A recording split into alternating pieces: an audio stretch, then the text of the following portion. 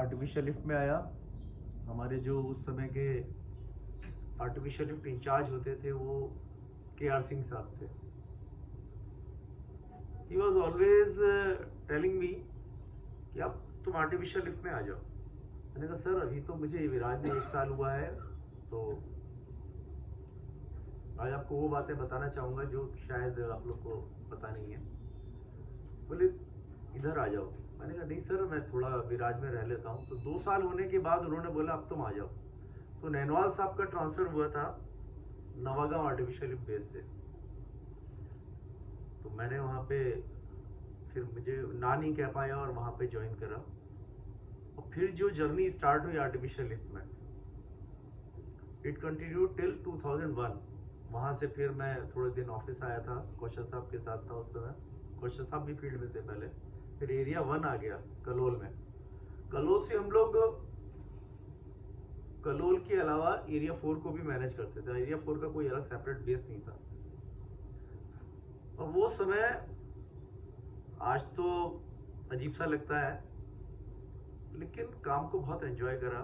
Team बहुत बढ़िया थी, सब काम अपने आप करते थे, एवरीथिंग। उस दिन मैंने चौधरी साहब ने बुलाया था, तो रावत जी ने बुलाया था, मैंने डिस्कस भी किया है। मिश्रा जी भी उस समय थे, एरिया 2 में थे। फिर उसके बाद आसाम गया। आसाम में आर्टिफिशियल लिफ्ट में मैं नहीं चाहता था, मैं वेल सर्विसेज चाहता था, क्योंकि किसी भी आदमी की, किसी भी प्रोडक्शन आदमी की जर्नी कंप्लीट नहीं है अगर उसने वेल सर्विसेज में काम किया है। वेल सर्विसेज बहुत इंपॉर्टेंट एस्पेक्ट है किसी प्रोडक्शन पर्सन की कंप्लीट साइकिल कंप्लीट होने के लिए। तो वहाँ गया तो मैंने बोला कि मुझे तो वेल सर्विसेज में जाना है, but he didn't listen to me. उन्होंने मुझे आर्टिफिशियल लिफ्ट में डाला, क्योंकि वो यहाँ आर्टिफिशियल लिफ्ट मेरे इंचार्ज थे। 1 साल बाद उनका ट्रांसफर हुआ, तब उन्होंने मुझे भी अग्रीड, उन्होंने मुझे वेल सर्विसेज में दिया। तो 2 साल वहाँ काम करने का मौका मिला। फिर उसके बाद हजीरा आया। हजीरा में 10 साल काम करा, जर्नी सबको पता है। फिर उसके बाद अहमदाबाद आया। अहमदाबाद आने का मेरा बिल्कुल भी मन नहीं था, लेकिन बेटी का जब एडमिशन यहाँ हो गया निर्मा में, तो लगा कि अब कोशिश करनी चाहिए। तो बहुत जद्दोजहद की। फिर 2014 में मैं इधर आया, तो 1 साल आर्टिफिशियल लिफ्ट में रह के फिर एरिया मैनेजर बना। फिर तो जर्नी पता है आप लोग को।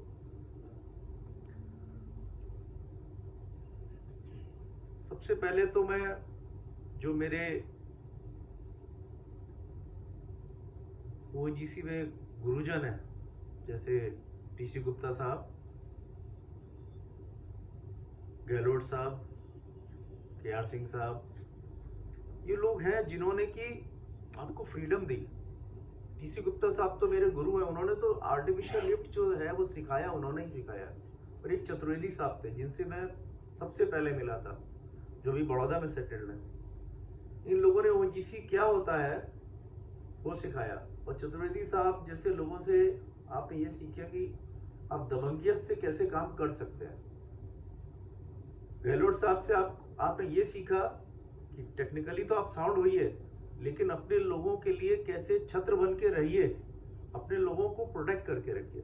और TC गुप्ता साहब से तो टेक्नोलॉजी आप जो भी चाहें टेक्निकल बात कर सकते हैं, ही इज मास्टर। तो मैंने बहुत कुछ सीखा। और इसके अलावा अपने जो साथीगण थे, आर्टिफिशियल लिफ्ट में हो, विराज में हो, आसाम में हो, हजीरा में हो, इन लोगों ने मेरे को बहुत सिखाया।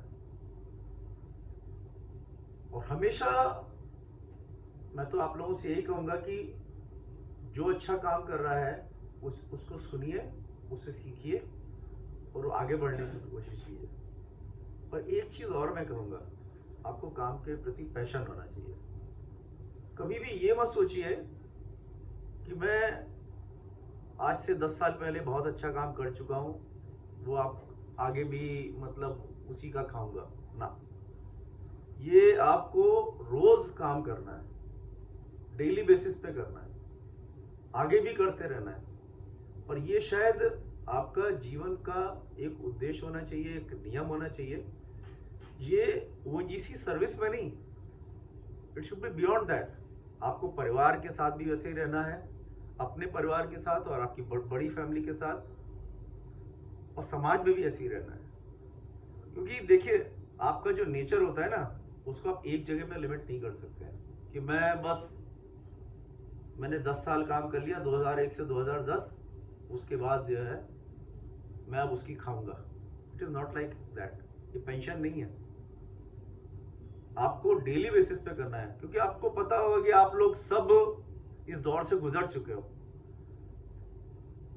आप लोग कॉलेज में थे, ब्रिलियंट स्टूडेंट थे, और वहां से निकले, ओएनजीसी में आए, सब एक कैलिबर के लोग आए, फिर लोग आगे पीछे होते रहे।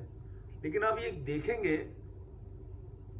कि आपकी मेहनत और जो आपका जुझारूपन है, जो आपका पैशन है, कहीं ना कहीं वो आपके कैरियर पे असर डालता है। तो मैं तो आप लोगों से यही उम्मीद करूंगा, आप मेहनत करिए। कुछ भाग्य की बात भी होती है, बहुत बड़े भाग्य की बात है, लेकिन आप लोग मेहनत करते रहिए। और मैं तो अपनी टीम का कायल हूँ। जो लोग मेरे पास हैं, सबसे पहले तो मैं एरिया मैनेजर्स को ही बोलूँगा, जो उनकी टीम वहाँ पे दिख रही है। कुछ इंस्टॉलेशन मैनेजर भी आए हुए हैं, जैसे गुनिया जी आए हुए हैं। ये लोग, अमित है, राणा जी हैं, वीपी सिंह साहब बैठे हैं, सुकुमार बैठे हैं, कौशल साहब बैठे हैं, विकास है, विवेक भी अभी फील्ड में है, विनय है, कौशल साहब है, मनोज है, बमरा जी भी फील्ड में रहे। तो आप लोग ये मान के चलिए, पंकज वाजपेयी जी बैठे हैं, कि ये लोग जो हैं ये रूट्स पे काम करते हैं। ओएनजीसी के जहां पर असल काम होता है वो काम करते हैं, और हम सब लोगों का कर्तव्य होता है कि इनको सपोर्ट करना। मैं शायद ये बात कहता आया हूं और आप लोग इसको भली भांति ही जानते हैं। और हमारी जो आज की आर्टिफिशियल की टीम हो, केमिस्ट्री हो, इलेक्ट्रिकल मैकेनिकल इंस्ट्रूमेंटेशन हो, और भी जितने ग्रुप है, डिलीवरी सेल हो, आपका कंडमनेशन जो कैपिटल सेल है, जो भी ग्रुप है, सबने बेहतरीन काम किया है, एग्जाम्पलरी है। सबने बेंचमार्क स्थापित करे। ये चीजें आगे के लिए, एक लोगों के लिए जो काम करना चाहिए, जो सरफेस मैनेजर और उनकी टीम को जिस तरह से काम करना चाहिए, उनके लिए एक पाथ खोला है कि किस तरह से काम होता है।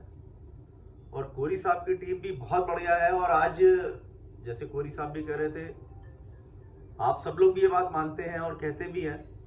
उस दिन भी मैं बात कर रहा था, गामेश गया था, कि कौशल साहब और सुकुमार बोल रहे थे, अभी इलेक्ट्रिकल मैकेनिकल इंस्ट्रूमेंटेशन केमिस्ट्री इस तरह की कोई चीज नहीं है, सरफेस टीम। तो सरफेस टीम को बनाने में आप लोगों का सबका हाथ है। एसपीएम ग्रुप की बात करूंगा। एसपीएम ग्रुप मतलब आप चीज बोलिए, चीज हाजिर है। मतलब आदमी ये सोचेगा कि इसको मैं उठाऊं, उसमें डिले हो जाएगा, लेकिन चीज आने में देर नहीं लगेगी। मुल्का की बात कीजिए, टीसीएम ग्रुप की, मैं शायद किसी को भूलूं नहीं। Mulka is a big support to me, और मैं तो हमेशा ही कहता हूं ये मेरा राइट हैंड है।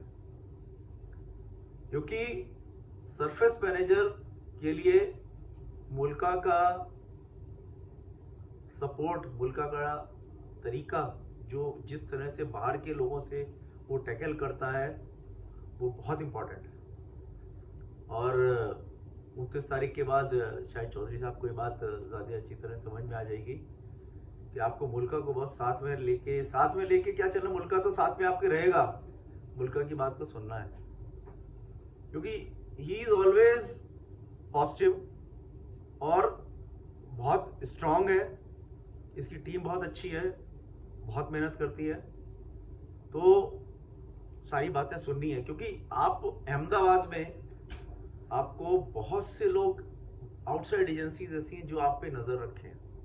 आप गैस सप्लाई कर रहे हैं, बहुत से कॉन्ट्रैक्टर्स हैं जो एसपीएम ग्रुप हैंडल करते, रिफाइनरी को क्रूड देते हैं, क्या रखना है, डिसॉल्टर में कैसे मेंटेन करना है। जैसे वो 2 दिन से लिख रहा है मैं तो देख रहा हूँ, मैंने कहा चलो मैं I should not contact directly to Jayant Kumar की, डिस्पैच बढ़ाओ, लेकिन नहीं बढ़ा।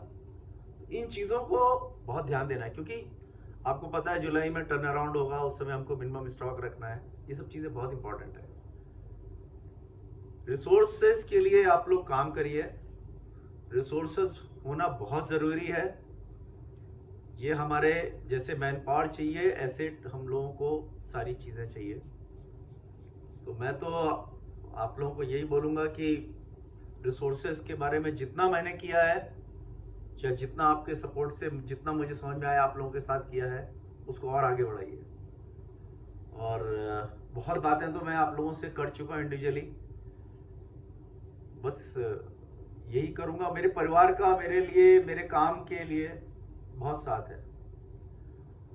कभी भी मेरे को घर से कभी भी ये नहीं बोला गया कि तुम मत जाओ या क्यों जा रहे हो। इस कोरोना पीरियड में शायद हर के घर में बोला गया होगा, मेरे घर में भी थोड़ी बहुत बातें हुई, लेकिन बाद में वो समझ गए ये मानने वाले लोग नहीं हैं, ये जाएंगे। और बहुत सहयोग मिला है।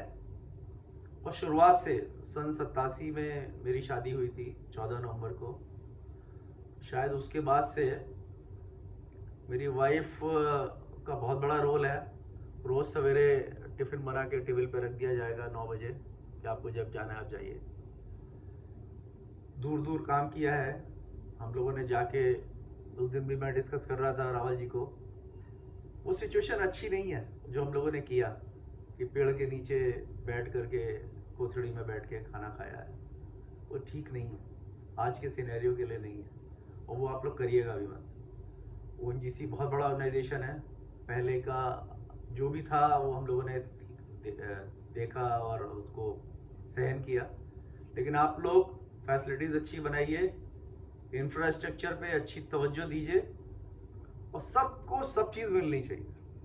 जैसे ऑफिस में लोग लग्जरी से रहते हैं ना, तो जो आपका लास्ट मैन होना चाहिए उसके पास भी वही सारी फैसिलिटी होनी चाहिए। रिसोर्सेज के लिए हमेशा बात करते रहिए, और सबको मैं ये बोलूँगा अपनी बात कहिए ज़रूर। बॉस को मना भी लग सकता है, लेकिन अपनी बात एड्रेस करिए, जो कहीं ना कहीं आपकी कही हुई बात कभी ना कभी किसी रूप में उभर के आती है, और वो होता है। दिल में तो बहुत बातें हैं। आज आप लोगों ने फाइनली मुझे रिटायर करने का मन बना ही लिया है, लेकिन आज मुझे वही लखनऊ का वो अपना जॉइंट फैमिली का परिवार याद आ रहा है।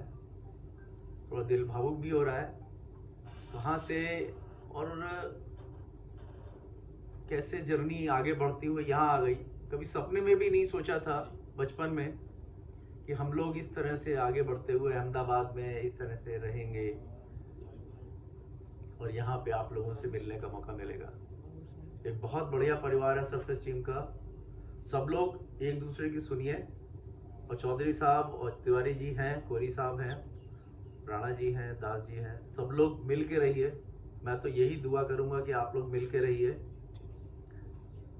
मेरी जहाँ तक ज़रूरत की बात है, आप लोग कह रहे हैं, वो ज़रूरत नहीं पड़ेगी।